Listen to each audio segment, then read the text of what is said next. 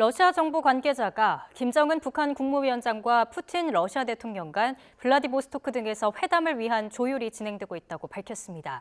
이런 가운데 북한 매체는 중국 대표단이 북한 정권 수립 75주년인 구구절 행사 참석을 위해서 북한을 방문한다고 보도했는데요. 취재기자 연결합니다. 최도희 기자. 네, 통일외교 안보부입니다. 네, 우선 북러 정상회담 관련 소식부터 전해주시죠. 네, 일본 방송 NHK는 러시아 정부 관계자가 김정은 북한 국무위원장과 푸틴 러시아 대통령 간 정상회담을 러시아 극동 지역에서 개최하는 쪽으로 조율 중이라고 밝혔다고 보도했습니다. 이 관계자는 회담 장소로는 블라디보스토크 앞바다 섬에 있는 극동 연방대학을 포함해 검토 중이라고 설명했는데요. 이와 함께 북러 정상이 러시아 극동에 있는 군 관련 시설을 방문하는 방안도 검토하고 있는 것으로 알려졌습니다. 다만 러시아 관계자는 북한 측이 지금까지도 일정을 변경해왔다고 언급하며 앞으로 회담 일정과 장소가 바뀔 가능성도 시사했습니다.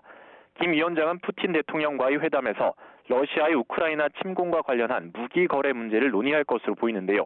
앞서 미국 일간 뉴욕타임즈는 김 위원장이 오는 10일부터 13일까지 동방경제포럼 행사가 열리는 러시아 블라디보스토크 극동연방대에서 푸틴 대통령과 회담할 가능성을 거론했습니다. 네, 오늘 북한 매체 보도를 보면 또 중국에선 국무원 부총리를 단장으로 하는 대표단 파견하기로 했죠? 네, 그렇습니다. 류거중 국무원 부총리를 단장으로 하는 중국 대표단이 방북 예정입니다. 중국 대표단은 오는 9일 열리는 북한 민간무력 열병식을 비롯해 구구절 행사에 참석할 것으로 보이는데요. 이와 관련해 북한 매체 조선중앙통신도 노동당 중앙위원회와 정부 초청으로 국무원 부총리인 류거중을 단장으로 하는 중국 당 및 정부 대표단이 구구절 75주년 경축 행사에 참가한다고 밝혔습니다. 다만 5년 전 북한 정권 수립 70주년 행사 때 중국이 당시 서열 3위인 리잔수 전국 인민대표회의 상무위원장을 파견한 것과 비교하면 중국 대표단의 격은 낮아졌는데요.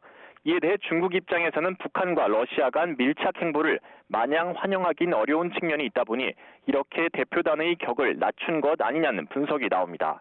다만 류 부총리가 과학기술 관료 출신의 경제 전문가인 만큼 북중 간 경제협력 논의가 이뤄질 가능성이 있는데요. 이에 따라 시진핑 중국 국가주석이 류 부총리를 통해 어떤 메시지를 던질지 관심인 가운데 북한 매체들은 아직 러시아 대표단의 방북 여부에 대해서는 보도하지 않았습니다. 이런 가운데 북한의 열병식 준비도 막바지에 들어간 모양새입니다. 상업 위성업체인 플래닛랩스가 지난 5일 촬영한 위성사진을 보면 김일성 광장의 서쪽과 동쪽 지대 전체가 인산인해를 이룬 모습이 포착됐는데요. 이와 관련해서 미국의 소리방송 VOA는 약 10만 명이 넘는 주민이 광장에 운집한 것으로 보인다고 보도했습니다.